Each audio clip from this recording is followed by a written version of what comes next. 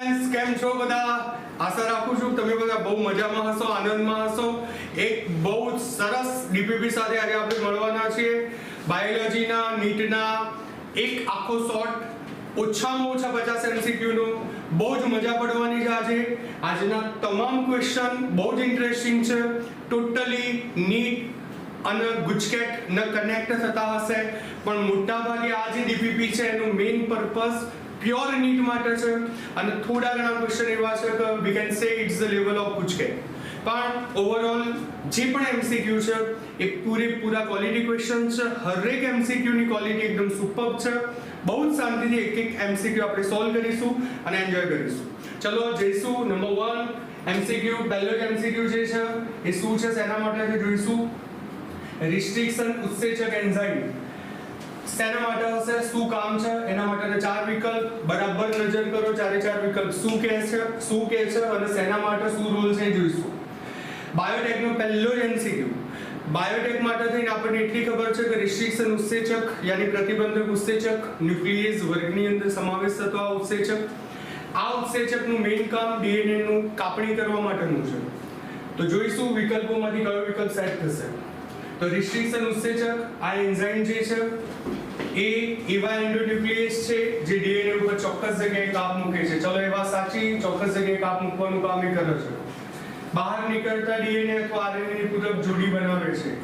જોડી બનાવશે એ વાત નથી, કાપે અથવા જોડે છે. કાપે એ વાત સાચી પણ જોડે એ વાત ગલત છે, એટલે આપણું ગલત.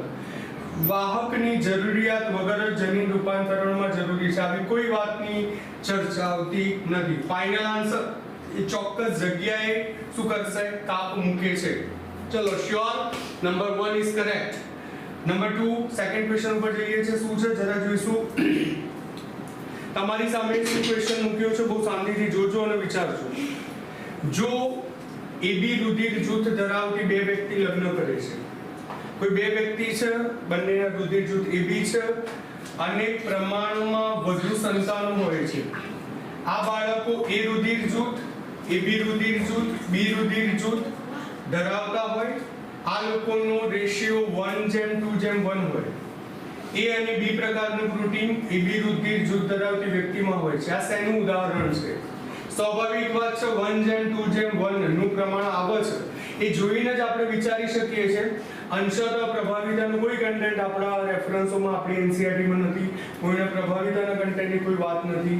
અપૂર્ણ પ્રભાવિતા અને સપ્રભાવિતા બે વિકલ્પ રહે, એટલે બેમાંથી જ આપણે વિચારવાનું રહેતું હોય. તો સ્વાભાવિક છે 1:2:1 નું રિઝલ્ટ છે, એટલે શેનું પરિણામ હશે? સપ્રભાવિતાનું રિઝલ્ટ હશે. જે બાબત આપણે ખાસ જોઈશું અને વિચારીશું. ચાલો નેક્સ્ટ વાત ઉપર જઈએ છે. એના પછી 3rd નંબરનો ક્વેશ્ચન શું છે? 3જા નંબરનો ક્વેશ્ચન ખાસ જોઈશું. નિવસન તંત્ર એ ખાલી જગ્યા છે. નિવસન તંત્ર એ શું છે એક્ઝેક્ટલી? તો વિચારીશું.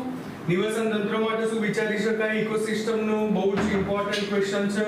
કોઈ પણ કાર્યાત્મક એકમ કે જે આપેલ વિસ્તારમાં આખા સમુદાય પરિબળ સાથે આંતરક્રિયા કરે છે, વિચારીએ છે સંભવિત કરી શકે. બીજી વાત, લીલી વનસ્પતિઓના સમૂહ. માત્ર સમૂહથી કોઈ મતલબ નથી, કોઈ એ વાત સેચ પણ પાયાવાળી નથી. પ્રાણીઓના સમૂહ અને પર્યાવરણ સાથે આંતરક્રિયા. પ્રાણીઓના સમૂહ સાથે આંતરક્રિયા કરે, પર્યાવરણ આંતરક્રિયા ચોક્કસ કરે છે, પણ પ્રાણીઓના સમૂહ અને પર્યાવરણ સાથે નહીં. આ વાત આપણી ગલત, આ પણ ખોટી. માનવ અને પૃષ્ઠ એક સાથે રહે છે, આ વાત ખોટી. આપણી જોડે માત્ર એક જ વિકલ્પ રહે, એક જ દિશામાં વિચારવાનું રહે, એ વિકલ્પ નંબર 1. હવે શાંતિથી વાંચી લો. કાર્યાત્મક એકમ છે કે જે આખા સમુદાય અને પરિબળ સાથે આંતરક્રિયા કરી શકે. બાકી ત્રણેય વિકલ્પોનો કોઈ તાલમેલ થતો નથી. એટલે આખરે ફાઇનલી ઓપ્શન્સ એ આપણા માટે ફેર એન્ડ ફાઇનલ છે. ચલો નેક્સ્ટ ક્વેશ્ચન ઉપર જઈએ છે. બરાબર વિચારજો, બરાબર એના ઉપર ફોકસ કરજો. ચલો જુઓ 4થા નંબરનો ક્વેશ્ચન શું છે ભાઈ? ચલો ફટાફટ. નંબર 4 શું છે ભાઈ? શું વાત છે? આંતરિક અંગોના કેન્સરનું તેના વડે નિદાન થઈ શકે છે. નિદાન યાની ડાયગ્નોસિસ કરો છો કેન્સરનું. શેના દ્વારા નિદાન થઈ શકશે જોઈએ છે? એક radiography, એલાઇઝા, CT scan, MRI, Widal. વિચારીશું કેન્સરના નિદાન માટે નોર્મલી શું જોઈએ? આંતરિક અંગોનું કેન્સર થયું હોય એના માટે કઈ મેથડ ઉપયોગી થશે? ચલો ફટાફટ વિચારો, 1-2 મિનિટ આપું છું. ફટાફટ વિચારો એક એક વસ્તુ. શું થશે? રેડિયોગ્રાફી, એલાઇઝા, સીટી સ્કેન, એમઆરઆઈ કે વિડાલ? ભાઈ વિડાલ એ ટાઇફોઇડ માટેની વાત છે, હટાવો. MRI મેગ્નેટિક રેઝોનન્સ ઇમેજિંગ 100% આંતરિક અંગોના પરીક્ષણ માટે ઉપયોગી બને. CTA કોમ્પ્યુટેડ ટોમોગ્રાફી ઉપયોગી બનશે. ELISA એ સ્પેશિયલી એડ્સ માટે છે. એન્ટીબોડી એન્ટીજન બંને એકબીજા સાથે બાઇન્ડ થાય એટલે આ વિકલ્પ ની કોઈ વાત નથી મૂકતા. રેડિયોગ્રાફી ચોક્કસ કેન્સર માટે ઉપયોગી બનશે. તો આપણે ફાઇનલ જવાબ કયો મૂકીશું? 1, 3 અને 4 યાની આન્સર નંબર ડી. ફટાફટ કનેક્ટ કરજો, બહુ જલ્દી એકદમ ફાસ્ટ આપણે નીકળીશું MCQ માંથી. ચાલો નેક્સ્ટ વાત. નંબર 5 શું છે જુઓ. રિકોમ્બિનન્ટ DNA ટેકનોલોજીમાં યજમાન તરીકે ઉપયોગી સજીવ કયો છે? ભાઈ રિકોમ્બિનન્ટ DNA ટેકનોલોજી હોય એમાં યજમાન તરીકે હોસ્ટ બોડી તરીકે કોણ વપરાય? આંખ બંધ કરીને જવાબ એક જ છે. આપણી જોડે મારી મછલીને એક જ આવે છે ભાઈ વિષય. કયો? ઇસ્ચેરિશિયા કોલાઈ. ઇસ્ચેરિશિયા કોલાઈ એ એવો બેક્ટેરિયા છે કે જે બેક્ટેરિયા માત્ર ને માત્ર શેના માટે ઉપયોગી છે? યજમાન તરીકે ઉપયોગી છે, હોસ્ટ સેલ તરીકે ઉપયોગી છે. જીનેટિકની જ્યારે વાત આવતી હોય ત્યારે ઇસ્ચેરિશિયા કોલાઈ સિવાય એ વાત કેવી છે? અધૂરી છે. એટલે ખાસ આપણે નોંધીશું Escherichia coli is a final answer. Number 6 શું છે ભાઈ? વાંચો અસર્શન અને રીઝન, વિધાન અને કારણ. બે પ્રકારના ક્વેશ્ચન છે, બંને રજૂઆતો બહુ શાંતિથી વાંચો. એ છે એમાં શું લખ્યું છે? રૂપાંતરણ પ્રક્રિયા દ્વારા યજમાન કોષમાં પુનઃસંયોજિત DNA ઓળખ પામે છે. આખા ચેપ્ટરમાં ઓળખ શબ્દ લખ્યું છે એટલે બધા એવું વિચારે ઓળખ ભાઈ ઓળખની સેન્સ પ્રવેશ છે. રિકોમ્બિનન્ટ DNA નો યજમાન કોષમાં પ્રવેશ એમ કહેવામાં આવે છે. તો રૂપાંતરણ પ્રક્રિયા દ્વારા યજમાન કોષમાં પુનઃસંયોજિત DNA પ્રવેશ પામે છે. યજમાન કોષમાં રિકોમ્બિનન્ટ DNA પ્રવેશ પામે છે અને PCR નો ઉપયોગ કરીને નકલો કરી શકાય. PCR નો ઉપયોગ કરીને અસંખ્ય નકલો બનાવી શકાય છે. હા, રૂપાંતરણ પ્રક્રિયા દ્વારા યજમાન કોષોમાં રિકોમ્બિનન્ટ DNA ભાઈ કઈ મેથડ દ્વારા? તમને યાદ હશે, તમે એમાં કીધેલું એવું કે ભાઈ કેલ્શિયમની સારવાર કરો છો, ટંગસ્ટનનો ઉપયોગ કરો છો, કણીય પ્રચંડ વર્ષણ. આ બધી પદ્ધતિ શેના માટે છે? રિકોમ્બિનન્ટ DNA નો યજમાન કોષમાં પ્રવેશ થઈ શકે એના માટે છે. તો આ વાત પણ સાચી. બીજી વાત PCR પોલિમરેઝ ચેન રિએક્શન, એના દ્વારા તમે DNA ની બહુ બધી શૃંખલાનો નકલો બનાવી શકો છો. અને E અને R બંને સાચા છે, કોઈ સમજૂતી છે નહીં. એટલે આપણો ફાઇનલ જવાબ શું છે ભાઈ? E અને R બંને કેવા છે? એકદમ સાચા છે, બહુ ક્લિયર છે. ચાલો નેક્સ્ટ બાબત ઉપર જઈએ છે. શું છે જોઈએ છે એક વસ્તુ. નંબર 7 શું છે ભાઈ? 7મા નંબરનો પ્રશ્ન. ચલો 7મા નંબરનો ઓપ્શન્સની વાત જુઓ. ચોથો ઓપ્શન દેખાતો નથી. ચલો જવા દે એના પછીનો સવાલ ઉપર. ભાઈ GMO યાની શું? જીનેટિકલી મોડિફાઈડ ઓર્ગેનિઝમ, જનીન પરિવર્તિત સજીવ.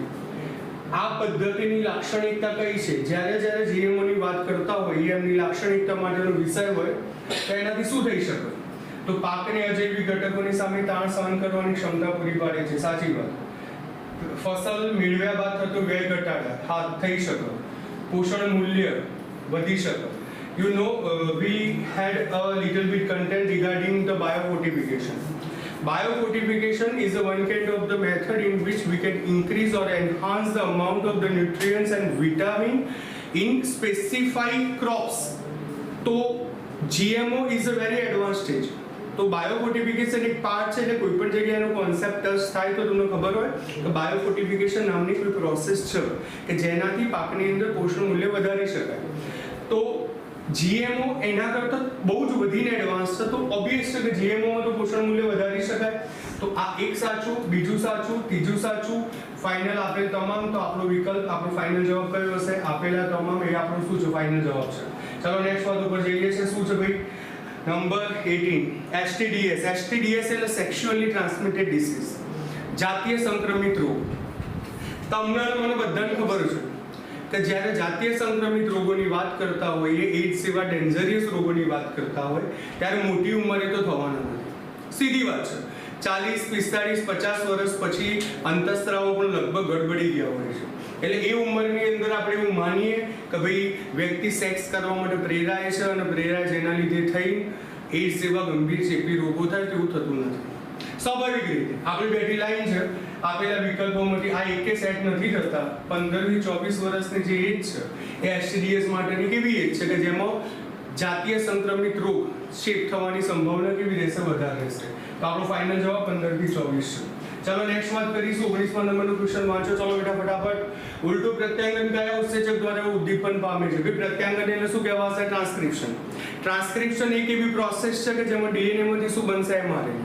અને બીજી વાત, એમઆરએનએ માંથી જો અગર ડીએનએ બનશે તો રિવર્સ ટ્રાન્સક્રિપ્શન, અને એના માટેનું ઉત્સેચક રિવર્સ ટ્રાન્સક્રિપ્ટેઝ. એટલે યાની આપણો ફાઇનલ જવાબ કયો છે? રિવર્સ ટ્રાન્સક્રિપ્ટેઝ. બહુ સિમ્પલ, બહુ જે સરળ વસ્તુઓ છે. એક એક વસ્તુ ઉપર બહુ શાંતિથી ફોકસ કરતા રહેજો અને આગળ વધતા રહેજો. ચલો નેક્સ્ટ વાત છે. 20મા નંબરનો ક્વેશ્ચન શું છે? સુએજ ટ્રીટમેન્ટમાં નીચેનામાંથી તરતા ઘન પદાર્થો દૂર કરે છે. ભાઈ કઈ મેથડ? પ્રાથમિક, દ્વિતીયક, તૃતીયક અને સ્લશ ટ્રીટમેન્ટ. ભાઈ તરતા ઘન પદાર્થો દૂર કરવાની વાત છે કે જે કચરો છે, મોટા કદના કાંકરી, પથ્થર, આ બધું જે દૂર કરવાની વાત છે એ ટ્રીટમેન્ટ એટલે કઈ છે? પ્રાથમિક ટ્રીટમેન્ટ છે, પ્રાથમિક સારવાર છે. જે બાબત આપણે ખાસ નોંધીશું. ભાઈ એક શોર્ટ્સ લઈ લો રીલ માટે. રેડી? હા, તો પ્રાથમિક ટ્રીટમેન્ટ છે એના દ્વારા તમે શું કરશો? મોટા કદના કાંકરા, પથ્થર બધું શું કરી શકો છો? દૂર કરી શકો છો. રેડી? ઓકે, તો આ વાત ખાસ ઉતારશું. નેક્સ્ટ વાત 21મા નંબરનો ક્વેશ્ચન. કયા રોગો એક વ્યક્તિમાંથી બીજી વ્યક્તિમાં ફેલાય છે? ભાઈ નોર્મલી એક વ્યક્તિમાંથી બીજી વ્યક્તિમાં ફેલાતા હોય, સ્પ્રેડ થતા હોય એવા કયા કયા રોગો હોઈ શકે? મારી સામે આજે અત્યારે હાલ ભાઈ શું નામ છે આપનું? કયા સ્ટાન્ડર્ડમાં ભણો છો? 7મા ધોરણમાં. ભાઈ હિતાર્થભાઈ પણ બેઠેલા છે અને મન ભટ્ટ પણ બેઠેલા છે. આ લેક્ચરનું જે શૂટિંગ થઈ રહ્યું છે એમના એ બહુ જ સાક્ષી છે અને મને એનો આનંદ છે. તમારા દીકરાઓ બધા હાજર છે અને હું બહુ ખુશ છું આજે કે બહુ સારા ક્વેશ્ચનોની જમાવટનો માહોલ આજે થયેલો છે. કયા રોગો એક વ્યક્તિમાંથી બીજી વ્યક્તિમાં ફેલાય છે? એક વ્યક્તિમાંથી બીજી વ્યક્તિમાં ફેલાય એટલે કયા રોગ છે? ચેપી રોગ છે. તો આ ચેપી રોગ એ એક વ્યક્તિમાંથી બીજી વ્યક્તિમાં શું થશે? ફેલાશે. ઓકે, બાકી કોઈ રોગોની વાત આવતી નથી. ચલો નેક્સ્ટ 22મા નંબરનો ક્વેશ્ચન વાંચો. ચલો ફટાફટ જલ્દી કરજો. 1 મિનિટ બી બગડે નહીં એની પૂરી ચિંતા રાખજો. જ્યાં જ્યાં જરૂર લાગશે તે વચ્ચે તમે શું લેજો? સ્ક્રીનશોટ અને એક એક વસ્તુ ફટાફટ આગળ વધારતા રહો. 22મા નંબરનો ક્વેશ્ચન શું છે બેટા? વાંચો. ચલો ફટાફટ. નિકોટિન માટે શું સુસંગત નથી? નિકોટિન તમાકુમાંથી મળતું દ્રવ્ય, રાસાયણિક દ્રવ્ય નિકોટિન તરીકે ઓળખીશું. શું સુસંગત નથી? તમાકુ ખાઈએ તો શું થાય? રુધિરનું દબાણ વધે. આ વાત તો સાચી છે. કયું મેચ નથી થતું એ શોધવાનું. ભાઈ ચાંદાના કેન્સર, ચાંદા થશે, કેન્સર થશે. ભૂખને અવરોધે છે. હા, વિચારી શકાય ભૂખને અવરોધી શકે છે, બહુ નહીં પણ 10-20% તો ખરી. પછી શું છે? એડ્રીનાલિનના સ્ત્રાવને ઉત્તેજે. હા, તો આટલી વસ્તુ તો થાય જ છે. ભૂખને અવરોધે છે એ પણ થાય છે પણ બહુ ઓછી અમાઉન્ટમાં. એટલે આપણને જ્યારે આવા 4 વિકલ્પ આપ્યા, સમજો વાત, આવા 4 વિકલ્પ આપ્યા હોય અને કોઈ એક વિકલ્પ આપણે જો પસંદ કરવાનો હોય તો એક A, B અને D એ 100% સુસંગત છે અને C જે છે ભૂખને અવરોધે એ પણ સુસંગત છે. નથી એવું નકારતા નથી આપણે, પણ મારું કહેવાનું અર્થ કે આ 4માંથી કોઈ એક અગર સુસંગત નથી એવું પૂછ્યું હોય તો એમાં આપણે ભૂખને અવરોધે છે એને મૂકી શકીએ છીએ. ઓકે, તો આ વાત ખાસ ઉતારવી. ચલો નેક્સ્ટ માં આગળ વધીએ છીએ. શું છે નેક્સ્ટ ક્વેશ્ચન? 23મા નંબરનો ક્વેશ્ચન શું કહેવામાં આવે છે? 23મા નંબરનો ક્વેશ્ચન એવો છે, ચયાપચયિક રોગ ફિનાઇલકીટોન્યુરિયા કયા પ્રકારની જનીનની અસરમાં દર્શાવી શકાય છે? ભાઈ ફિનાઇલકીટોન્યુરિયા નામનો જે ડિસઓર્ડર છે એ કયા પ્રકારની અસરમાં દર્શાવી શકાય? તો તમે શાંતિથી સમજીને જોઈને વિચારી શકો છો. આ વાત એટલે માત્ર એક જ ચર્ચા હોય. કઈ હોય? પ્લિયોટ્રોપી જનીન. ભાઈ પ્લિયોટ્રોપી જનીનો છે એ મેટાબોલિઝમ સાથે, જીનેટિક સાથે કન્સલ્ટિંગ ડિસઓર્ડર છે. બહુજનીનિક, બહુવૈકલ્પિક અને લિંગી જનીનોનો કોઈ છેડો આવતો નથી. પ્લિયોટ્રોપી આપણો બેઠો, સીધો સટ અને સરળ કોન્સેપ્ટ છે. બહુ જ આસાનીથી આપણે એને સુલઝાવી શકીએ છીએ. ચલો નેક્સ્ટ વાત કરીએ. શું 24 નંબરનો ક્વેશ્ચન શું છે? 24મા નંબરનો ક્વેશ્ચન વાંચો. ચલો ફટાફટ બેટા વિચારો એક એક વસ્તુ. શું છે 24મા નંબરનો ક્વેશ્ચન? સ્ત્રીઓમાં નિયમિત ઋતુસ્રાવ ન આવવા માટેના કારણો પૈકીનું મુખ્ય કારણ કયું હોવાની સંભાવના છે? મેન્સ્ટ્રુઅલ સાયકલ રેગ્યુલર નથી થતું તો શું જવાબદાર હોય? અંડકોષનું ફલન થઈ ગયું હોય તો મેન્સ્ટ્રુઅલ સાયકલ ના થાય? હા. રુધિરમાં પ્રવાહમાં જાતીય અંતઃસ્ત્રાવની ઊંચી સાંદ્રતા તો મેન્સ્ટ્રુઅલ સાયકલ અટકી જાય. સાચી વાત. સુવિકસિત કોર્પસ લ્યુટિયમની જાળવણી. કોર્પસ લ્યુટિયમ સુવિકસિત હોય. ભાઈ કોર્પસ લ્યુટિયમ સુવિકસિત હોય એવું બની શકે કદાચ. તો કોર્પસ લ્યુટિયમ જો સુવિકસિત હોય તો કદાચ ઋતુસ્રાવ અટકી શકે. તો આપણો વિકલ્પ શું થશે? આપેલા બધા જ. આપેલા બધા જ વિકલ્પો 1 2 અને 3 જો હોય તો ઋતુસ્રાવ ડેફિનેટલી નથી આવતો, આવું માની શકાય. મેન્સ્ટ્રુઅલ સાયકલની ડેટ હશે, એ ડેટ પણ મેન્ટેન નહીં રહે, એ પણ અસર થઈ શકે છે, અથવા તો ઋતુસ્રાવની પ્રક્રિયા થતી નથી એમ પણ આપણે કહી શકીએ છીએ. તો આ એક વાત ખાસ જોવાની અને બરાબર વિચારવાની. 25મા નંબરનો ક્વેશ્ચન શું છે? વનસ્પતિ પર કાર્ય કરીને વિકૃતિના વિચારો કોણે રજૂ કર્યા? જ્યારે વિકૃતિ પરના વિચાર રજૂ કરવાના આવે, વિકૃતિ અને મ્યુટેશન હેઝ બીન નોટેડ. જ્યારે મ્યુટેશન માટેની વાત કરીએ ત્યારે ખાસ આપણે જોઈશું કે કયા વૈજ્ઞાનિકનો સૌથી વધારે રોલ હોય. તો Hugo de Vries is only one scientist which described about the mutation. વિકૃતિની જ્યારે વાત આવશે ત્યારે એક જ વૈજ્ઞાનિક હોય, હ્યુગો ધ વ્રીસ. બાકી વેનબર્ગનો કોઈ રોલ નથી, ડાર્વિન, મેન્ડલનો કોઈ વિકૃતિ માટેનો વચ્ચે રોલ નથી, કે જેટલો એમ રોલ હ્યુગો ધ વ્રીસનો છે. એટલે બાકી કશું વિચારવાનું આવતું નથી. ચલો નેક્સ્ટ 26મા નંબરના ક્વેશ્ચન પર વિચાર કરો. ચલો જુઓ નીચે, ફટાફટ થોડી સ્પીડ રાખજો. ગાડી ફાસ્ટ ટુ ફ્યુરિયસ ચાલશે, બિલકુલ કોઈ જગ્યાએ અટકવાનું નથી. નીચેનામાંથી કોનામાં જનીન દ્રવ્ય તરીકે આરએનએ હોય છે? તો ટીએમબી વાયરસ, ક્લેડોફોરા, સાયનોબેક્ટેરિયા, ચાલની કોષો નથી, સાયનોબેક્ટેરિયામાં આરએનએ નથી, ક્લેડોફોરામાં નથી, એક જ નોટ બાકી રહે. કયો વાયરસ? ટીએમબી વાયરસ. ચલો ફટાફટ, બહુ જ શાંતિથી, બહુ ધીરજથી પણ આગળ વધતા રહો. થોડી સ્પીડ પણ બેટા રાખવી પડશે આપણે. ચલો નેક્સ્ટ વાત ઉપર જઈએ છે. શું છે ક્વેશ્ચન? ચલો જુઓ, 8મા નંબરનો ક્વેશ્ચન લઈએ છે. શું છે ભાઈ 8મા નંબરનો ક્વેશ્ચન વાંચો. મલ્ટીપલ એલેલ જોવા મળે છે. એ મલ્ટીપલ એટલે ઘણા બધા, બહુ બધા જનીનો, બહુ બધા કારકો જોવા મળશે. તો શેમાં જોવા મળશે? આની અંદર આનુવંશિકતાનો રંગસૂત્રીયવાદનો કોન્સેપ્ટ મિલાવો ફટાફટ. જુદા જુદા રંગસૂત્રો ઉપર, એક જ રંગસૂત્ર પર અલગ અલગ સ્થાન ઉપર, સમજાત રંગસૂત્રના સમાન સ્થાન ઉપર કે વિષમજાત રંગસૂત્ર પર. ચલો ફટાફટ વિચારો, ફટાફટ કરી મિલાવો, કોન્સેપ્ટ મિલાવો. શું કહેવા માંગે છે ભાઈ? સેના ઉપર આની અંદર કયો કોન્સેપ્ટ લાગશે? જુદા જુદા રંગસૂત્રો ઉપર કદાપી નહીં મળે, વિષમજાત રંગસૂત્રો ઉપર નહીં મળે. બંનેથી વિચારો. એક જ રંગસૂત્ર કેવું કીધું છે ડિયર? એક જ, અને અલગ અલગ સ્થાન ઉપર વિચારીએ છીએ. અને બીજું લખ્યું છે સમજાત રંગસૂત્રના સમાન સ્થાન ઉપર. સમજાત રંગસૂત્ર હોય તો મે બી કદાચ સમાન સ્થાન ઉપર જોવા મળી શકે છે. સમજાત રંગસૂત્રના સમાન સ્થાન ઉપર આ વાત આપણી વધારે સાઈડ છે. અને બીજું આનુવંશિકતાનો રંગસૂત્રીયવાદ આની અંદર મેચ થાય છે. કયો? આનુવંશિકતાનો રંગસૂત્રીયવાદ. ચલો રેડી? તો ફાઇનલ જવાબ કયો આવશે? સી. આગળ મૂવ ઓન થઈએ છે ફટાફટ. ચલો નેક્સ્ટ ક્વેશ્ચન ઉપર વાત કરીએ છીએ. કયા નંબરનો ક્વેશ્ચન છે? ફળોના રસમાંથી ઇથેનોલનું ઉત્પાદન કઈ ઈસ્ટ દ્વારા થશે? ભાઈ ફળોનું રસ, ઇથેનોલનું ઉત્પાદન કઈ ઈસ્ટ દ્વારા થશે? ચલો જુઓ, મોલ્ડ, સ્લેસી, સાદી કે બ્રેવર્સ. ઇથેનોલનું ઉત્પાદન હશે તો એના માટે એક જ ઈસ્ટ, મોલ્ડની વાત જ કરવાની આવતી નથી. બ્રેવર્સ ઈસ્ટ એક જ માત્ર વિકલ્પ છે પીણા માટેનો, બાકી કોઈ વાત આવતી નથી. બહુ સિમ્પલ છે, ફટાફટ ઉડાડો એક એક વસ્તુ.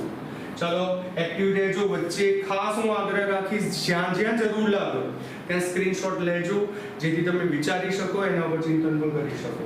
પણ હું જો ધીમે ધીમે એક એક MCQ ની ચર્ચા કરવા રહીશ, it takes more time, so the better thing is what we will go slightly fast. વધારે નથી કહેતો પણ થોડી સ્પીડ તો ચોક્કસ રાખીશું. ચલો 10મા નંબરનો ક્વેશ્ચન શું છે ભાઈ? વાંચો ફટાફટ. ચલો જુઓ શું કહેવા માંગે છે 10મા નંબરનો ક્વેશ્ચન. વાંચો ચલો. જાતીય સમાગમ દ્વારા સંક્રમિત થતા હોય તેને કેવો રોગ કહેવાય? એટલે ભાઈ સેક્સ્યુઅલી ટ્રાન્સમિટેડ ડિસીઝ હોય એમાં શું થતું હોય? સેક્સ્યુઅલી ટ્રાન્સમિટેડ ઇન્ફેક્શન, સમાગમ વેનરલ ડિસીઝ, પ્રજનન માર્ગના ચેપી રોગો.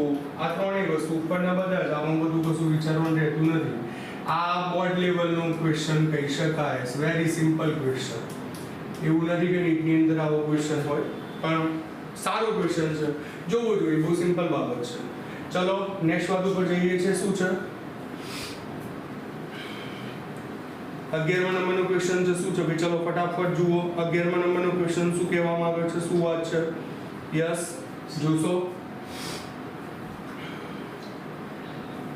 1920 નો સમય અને તે સમયે બધું સંખ્યા ધરાવતા જુદા માટે સાચી જોડ પસંદ કરો. 1920 નો સમય અને તે સમયે વધુ સંખ્યા ધરાવતા જુદા નહીં લે ફુદા માટે સાચી જોડ પસંદ કરો. અહીં જુદા જુદા લખ્યું છે. શું છે? ફુદા શબ્દ છે, જુદા નથી. તો શું જવાબ હશે? ઔદ્યોગિકરણ પહેલા સફેદ પાંખવાળા, ઔદ્યોગિકરણ પહેલા મેલેનોઇડ્સ, ઔદ્યોગિકરણ પછી મેલેનોઇડ્સ ફૂલાવે, ઔદ્યોગિકરણ પછી સફેદ. ભાઈ ઔદ્યોગિકરણ થાય પછી મેલેનોઇડ્સ જ હોય, એટલે એમાં બહુ વિચારવાનું રહેતું નથી. વેરી સિમ્પલ ક્વેશ્ચન, બહુ જ આસાન પ્રશ્ન, એટલે બાકી કશું વિચારવાનું રહે નહીં. 11મા નંબરનો ક્વેશ્ચન ક્લિયર. ચલો નેક્સ્ટ, વિચારતા રહેજો ફટાફટ, થોડી સ્પીડ બી રાખજો. ચલો 12મા નંબરનો ક્વેશ્ચન, પ્રાથમિક ઉત્પાદકતા કોના પર આધારિત છે? ભાઈ પ્રાથમિક ઉત્પાદકતા કોના પર આધાર રાખે છે? ભાઈ પ્રાથમિક ઉત્પાદકતામાં વનસ્પતિ હોય. સિમ્પલ વાત છે. પ્રાઇમરી ઉત્પાદક, પ્રાઇમરી પ્રોડ્યુસર, પીપી તરીકે કોણ હશે? પ્રાઇમરી પ્રોડ્યુસર તરીકે જો વિચારો તો શું હોય? તો વનસ્પતિ જાતિઓ આવેલી હોય, પર્યાવરણીય પરિબળો હોય, પોષક દ્રવ્યની પ્રાપ્તિ હોય, અને બધા સાચા. તો આ ત્રણેય વસ્તુ કરેક્ટ હશે. બધા સાચા વિકલ્પ બરાબર છે. ચલો નેક્સ્ટ આગળ વધો. આદિકોષ કેન્દ્રીય કોષ, આદિકોષ કેન્દ્રીયમાં ડીએનએ કોષમાં જે જગ્યાએ સ્થાપિત હોય તેને શું કહેવાય? ડીએનએ કોષમાં જે જગ્યાએ સ્થાપિત હોય તેને શું કહેવાય? ચલો વિચારો. આદિકોષ કેન્દ્રીય કોષનો કોન્સેપ્ટ મૂકેલો છે, તો આદિકોષ કેન્દ્રીય કોષનો કોન્સેપ્ટ છે, એના માટે શું કહેવાશે? સવારે વહેલા મળીશું આપણે. ઓકે, કેટલા 6 વાગે? ઓકે. તો આદિકોષ કેન્દ્રીય કોષ, આદિકોષ કેન્દ્રીયમાં ડીએનએ કોષમાં જે જગ્યાએ સ્થાપિત હોય એમાં શું કહેવાય? તો એને સિમ્પલ વાત છે, ડીએનએ કુંતલ પેકેજિંગ, એની અંદર ન્યુક્લિયોઇડનો કોન્સેપ્ટ હશે. તો આટલી વાત બહુ જ ખાસ વ્યવસ્થિત રીતે ઉતારીશું, સેટ કરીશું. ચલો 14મા નંબરનો ક્વેશ્ચન, ફટાફટ વિચારો. ભાઈ ભ્રૂણ હોય, એ ભ્રૂણ ઉપર વાળ દેખાવાની શરૂઆત થાય. જ્યારે ભ્રૂણ ડેવલપ થતું હોય, પ્રથમ હલનચલન અને શીર્ષ ઉપરના વાળ દેખાતા હોય. ભાઈ ભ્રૂણ બોડિયું હોય ભલે, પણ બોડિયા ઉપર થોડા ઘણા વાળ દેખાય છે. સમજો બરાબર. ભ્રૂણ બોડિયું ભલે હોય, પણ બોડિયા ઉપર આછા એકદમ થીન વાળ દેખાશે. એ ભ્રૂણના કયા મહિનાની અંદર? 5મા મહિનાની અંદર. જ્યારે ભ્રૂણ અવસ્થામાં 5મો મહિનો ચાલતો હશે, ત્યારે જે ભ્રૂણ તૈયાર થઈ રહ્યું છે એના શીર્ષ, એના ખોપરીના ઉપરના ભાગમાં શું હશે? એકદમ બારીક, એકદમ પાતળા વાળ હશે. રેડી? કયા મહિનામાં? 5મા મહિનામાં. રેડી બેટા? અત્યારનો ટાઈમ થયો છે 10 વાગ્યા છે. મારી સામે મારા કેટલાક 3 બચ્ચાઓ હાજર છે, જે હાલ આ લેક્ચરના સાક્ષી છે. એમનો આનંદ છે. એક હાજર છે મન ભટ્ટ, દેવ ભટ્ટ અને હિતાર્થ ભટ્ટ. બહુ જ ગૌરવની વાત છે કે બાળકો રસપૂર્વક શું ચાલી રહ્યું છે, કેવી રીતે શૂટિંગ થઈ રહ્યું છે, એની પણ મજા લઈ રહ્યા છે, અને મને પણ આનંદ છે. ચાલો ફરીથી નેક્સ્ટ ક્વેશ્ચન ઉપર જઈએ છે. 15મા નંબરનો ક્વેશ્ચન શું છે? 15મા નંબરનો ક્વેશ્ચન, આવૃત બીજધારીમાં 2 અચલિત નરજન્યુઓ ખાલી જગ્યા દ્વારા ઉત્પન્ન થાય